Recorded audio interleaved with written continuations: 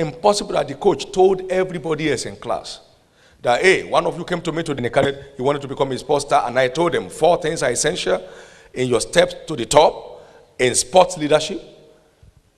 And then everybody wrote it down, but only one person did something with it. My understanding is that somebody here will do something with what we are hearing now. This is so important. We were in some leadership little forum recently, and I said, some of you will think, look, he's just lucky. You know, this man is just lucky. And I said to them, if you will be as lucky as I am, you will be as lucky as I am. So the luck is good. But for 10 years, I've been out of Canaan land 3 Sundays. For how many years? That's how lucky I've been. I'll tell you how many times I've gone on leave. Now, for 20 years in Lagos, I've been out of church on Sunday morning 10 times. Wherever I am in the world, I fly in, even if it's 4 a.m. in the morning on Sunday morning. Just to show how lucky I can be. Now, for 28 years, I have kept a work schedule that is not less than 16 hours a day. I'm really very lucky.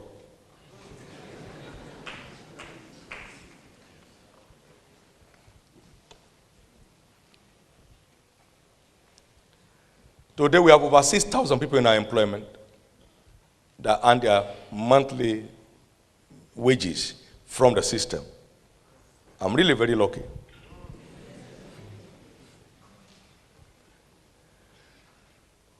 You know, one of these great writers said, success is a matter of luck. Ask any failure. That's his conclusion, is luck.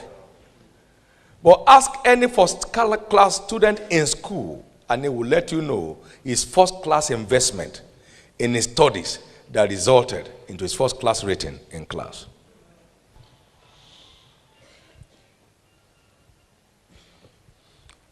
Yonggi Cho was speaking recently, a few weeks ago, in South Korea to a group of people.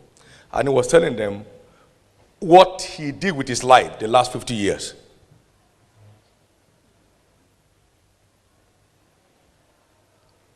You never have a great story without a great prize at the root of it. Everybody likes good cars, but it takes good money to have one. And in every country, including America, there are different grades of cars. You can buy a car for $500. And in the same country, you find somebody buying a car for $5 million. But they don't carry the same value. The $5 million car will start on its own for you at the command of a button in your bedroom.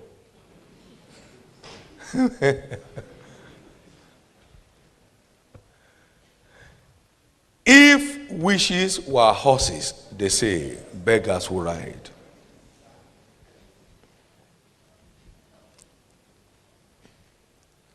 That boy picked up those things and went after it, and he got it. Now see, we also think, like I would say, you don't pray into leadership. Africa is a praying nation. I mean, I agree with that. Our cultural background makes us a praying people. The worshippers of idols pray. Now, the largest 2 religions in Africa is Islam and Christianity. Prayer. But can you send a child to school who passes the exam only on prayer? So when a child fails, what do? Sit up and study. Do you say stand up and pray?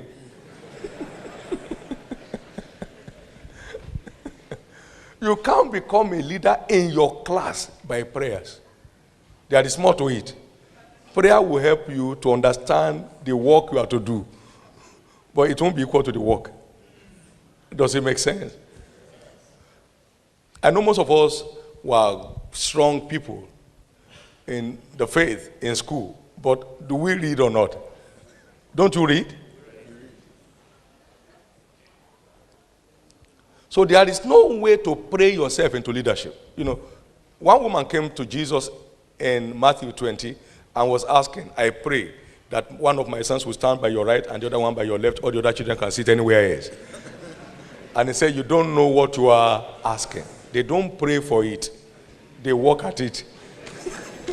You know what I'm saying? They don't pray for it. They work at it.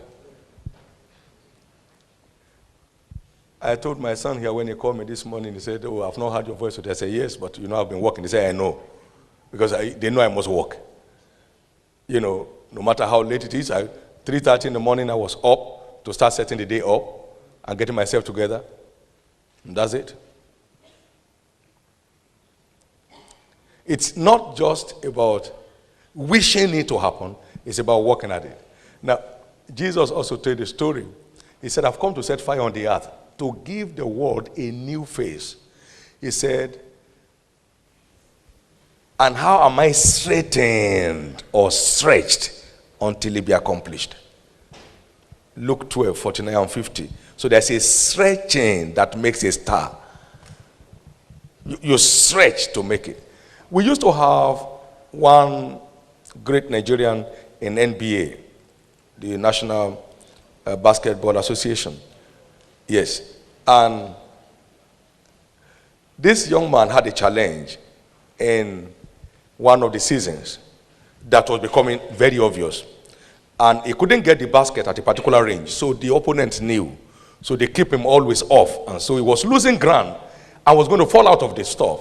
But he got a coach, and a coach put him on a particular kind of treatment of 500 throws per day. How many? 500. For 6 months. You two try it. 500 throws per day. By the next season, he has broken the barrier and his star shot up. Now see, you don't do anything to fall. Just release yourself. You only do something to rise. Now see, we have a place in London. You can't access that floor without a key, but you can come down without it. So I told them, you don't do anything to come down. Just down, and you are done. Do you need to do anything to fail in school? Just do nothing. Go to class, watch them. Don't check the timetable. They say it's time for exam, just go. And then you get there and say, which subject are we writing today? You don't need to do anything to fail. You see, most times religious people don't do anything. They only wish they succeed. They just wish that they succeed. I say Billy Graham, very lucky. Kenneth Hagin, super lucky. All those fellows are so lucky. Because they live in America. It's not like us who live in Africa. Africa, what can we do here? That's why you see Africans who go through the desert and they die in their numbers to cross to Europe. They die on the high sea from Dakar. In their numbers. Because they don't want to take responsibility to redefine their own place. I think we are here this morning to give a new definition to Africa. How many believe that a new Africa shall emerge? Where we shall have army of leaders in every area of human endeavor and in every nation.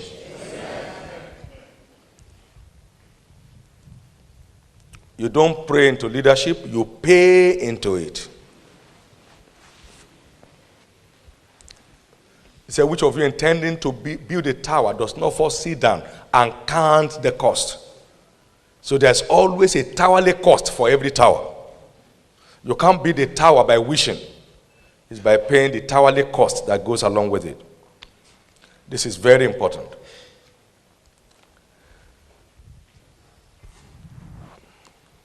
Now, we also want to recognize that life is a race.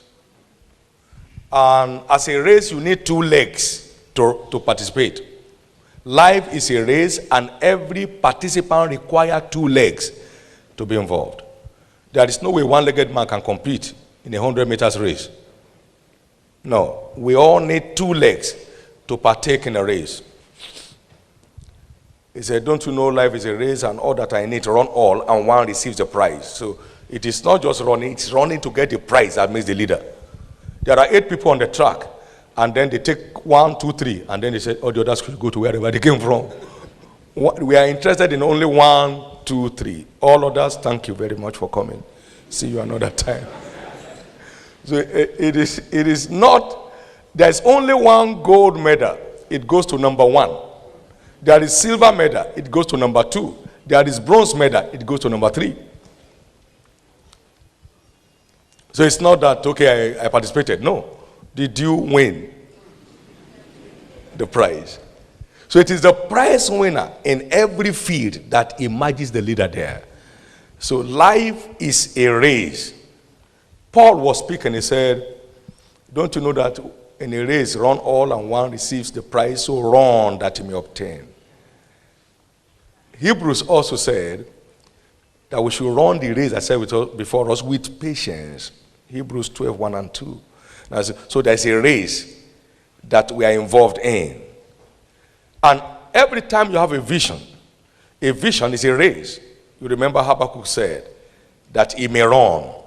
So a vision is a race because you're not the only one that has the vision.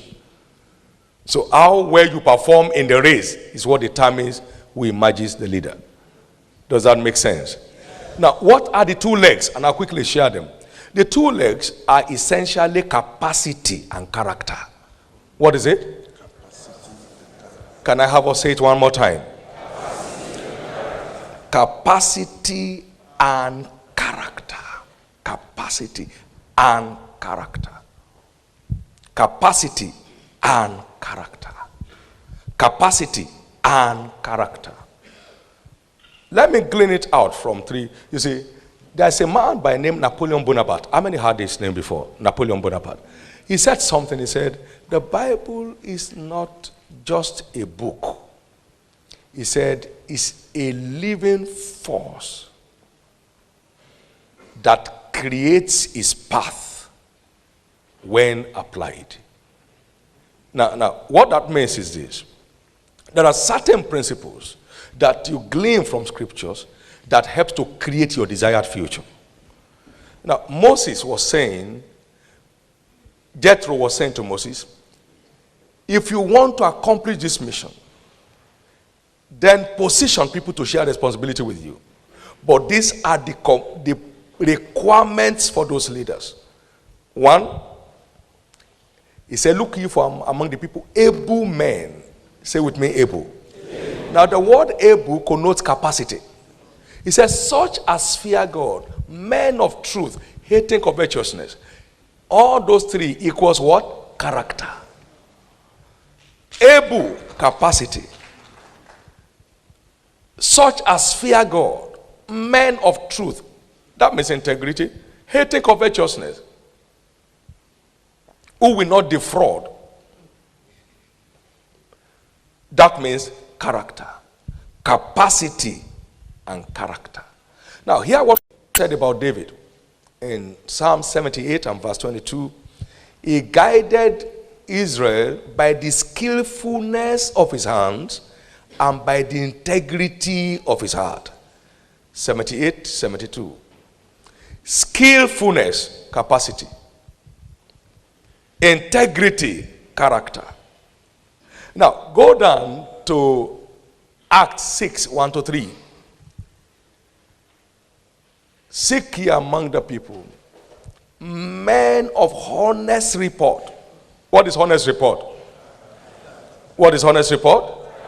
Now, then full of Holy Ghost and wisdom. What is wisdom? Capacity. Those are the 2 legs upon which great leadership is built. Capacity and character. And then, not to mix the 2 together, they are not the same rating. Capacity is the principal, and character is the sustainer. Whatever capacity delivers, it is character that sustains. Does that make sense? So the two are equally important anyway, but it is capacity first that qualifies for leadership. If you want a driver, the first thing you look for is capacity in driving. Isn't it? No matter how good looking he is, he must be a good driver. If he's applying brake anyhow and told him, take it easy. You are a good man, but this job can't be for you. So he needs capacity first to secure his place. And then character will help him sustain it. But no matter how good he is, you give him money to go and buy fuel, fill the tank, he puts 1 quarter. And say, what's happening? Say, maybe the tank is leaking. And they check the floor, there is no fuel on the floor. Now, so for lack of character, he will lose value for his expertise. So it is two together, character and capacity. Capacity and character. Now, here we are in Africa today. There is gross capacity deficiency.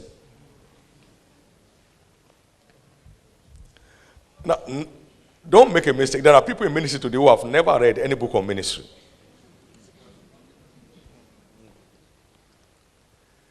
Now, we are leading human organizations and we have not read anything on administration. How are we going to succeed?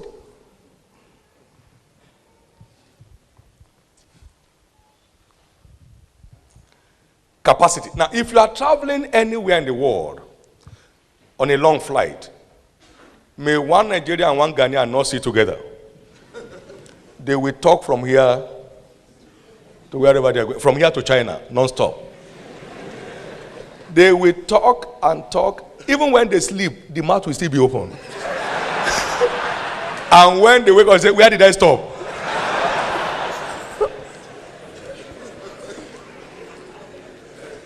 But you see, some other fellows from other developed countries, he sit down on his laptop, or reading, or drawing some plans, or working at some things, or sleeping.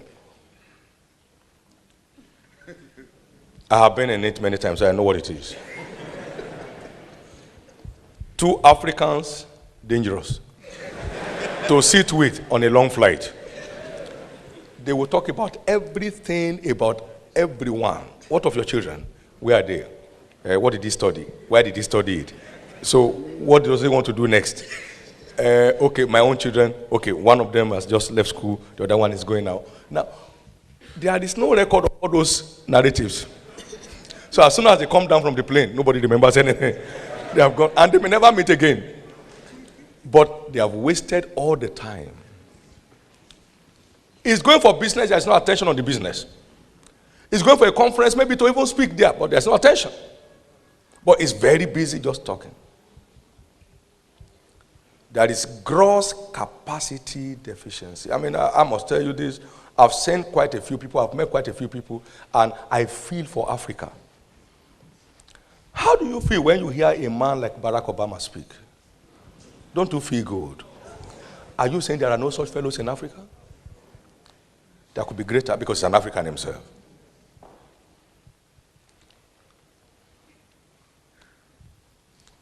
It's so important that we address these two issues before we can compete favorably in this new global world.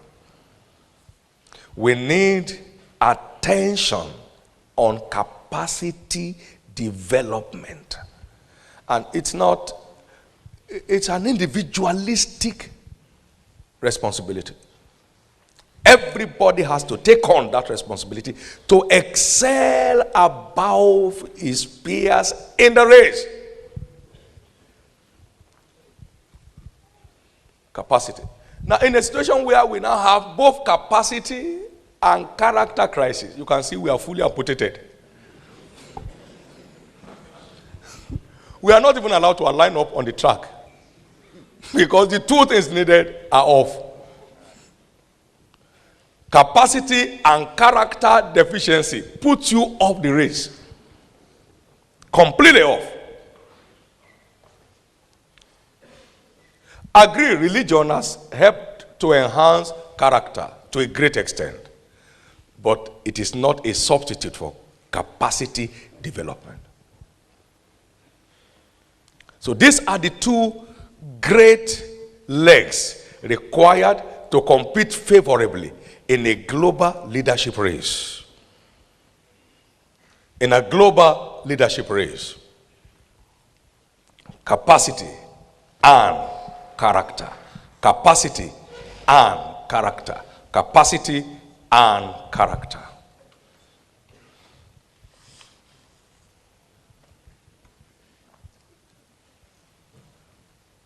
I've put up a module here that I called Leadership Covenant.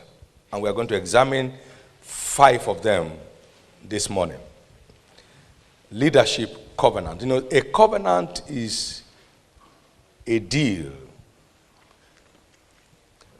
built on well-defined terms and sworn to by an oath. That is, this is what you are to expect if you do the following. What then must I do to emerge a leader?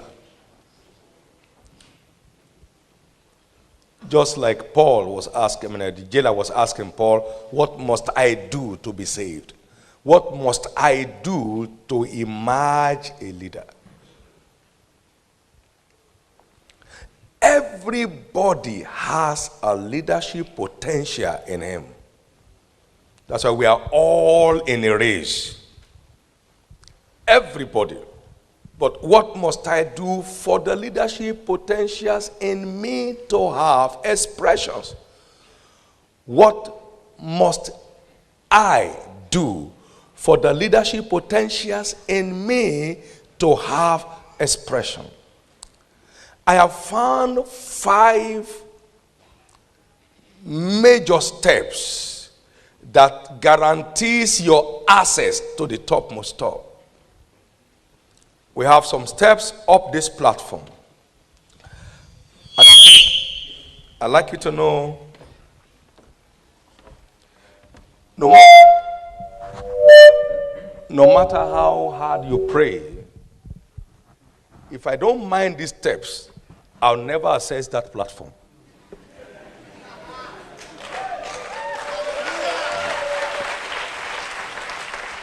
Many of us are trying to access the platform without minding the steps. And so I developed that module to help people know what it takes to get you there. And just anybody can get there. Because everybody has the potentials to be there.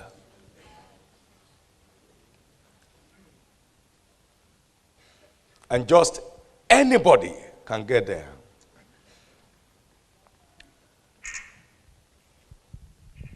What then are these steps on the ladder? Because leadership is essentially task-defined, vision is number 1 step in the school of leadership. Knowing where you are going is crucial in getting there at all. Where do I belong? What is my field of play? Where is my discipline? Which career do I belong to? Now, that is number 1 gallant step on the ladder to the platform of leadership.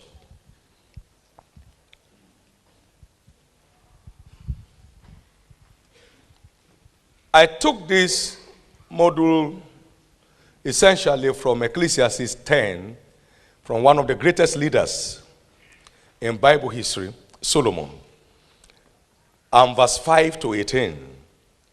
He said, I have seen an evil under the sun as an arrow that proceeds from the king. I have seen fools set in high places and the rich men in low places. I have seen servants on horses and princes walking on foot as servants.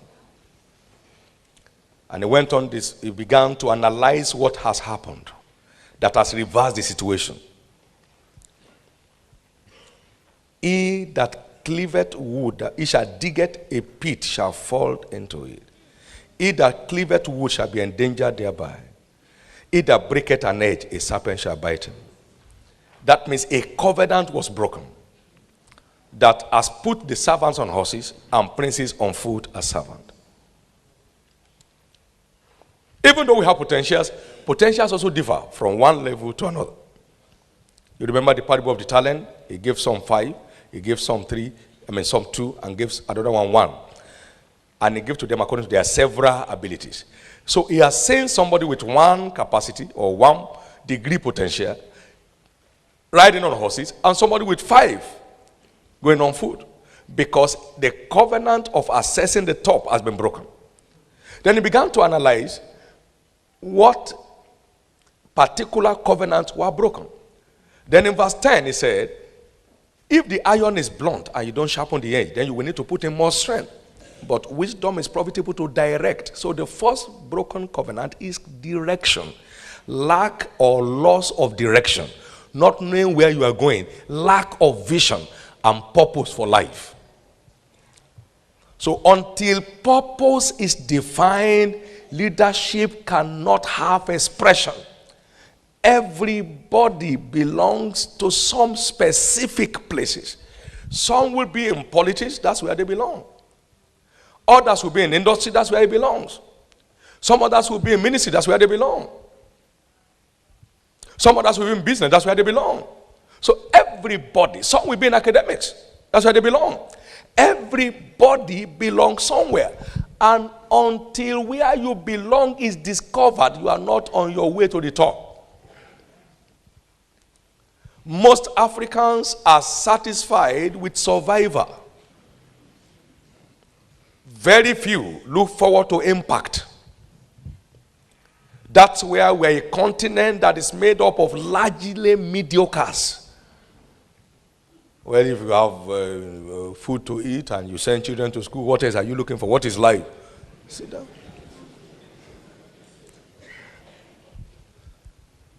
People have gone to the moon. We have not conquered the earth yet.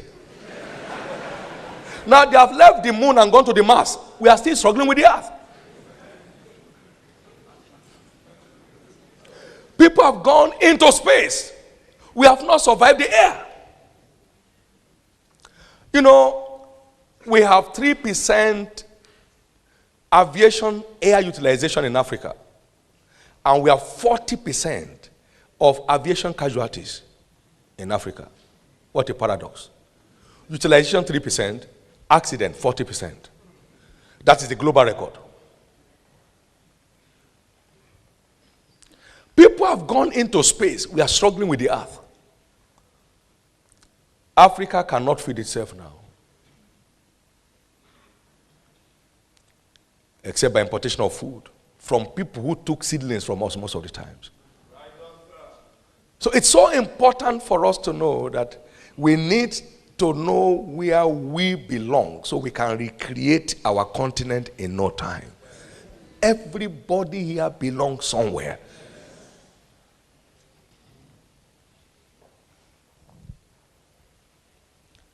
Direction. Direction. You must have a direction for your life where you belong. Define your field of play so you don't become jack of all trades and master of none.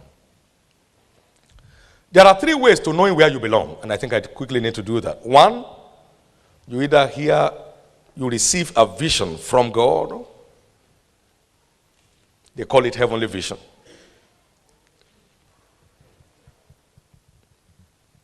Like you have it in Habakkuk 2, 1-3. You have Paul narrated that in Acts 26, verse 19.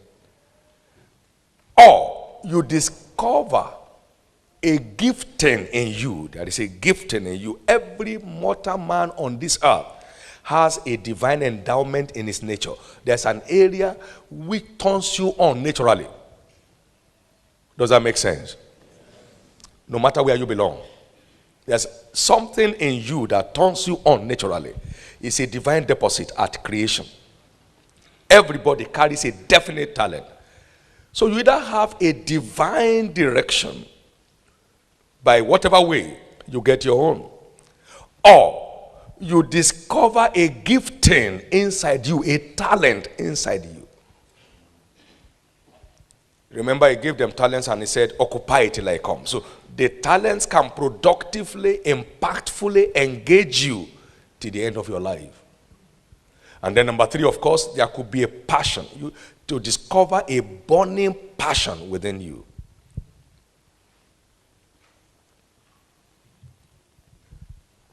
Some of you remember the story of Martin Luther King Jr., right? Who fought this racial discrimination to his knees. It was a burning passion. Burning passion. An area where you desperately look forward to a change. Like Mike Murdock will say, your passion is in most cases a pointer to the problems you are created to solve.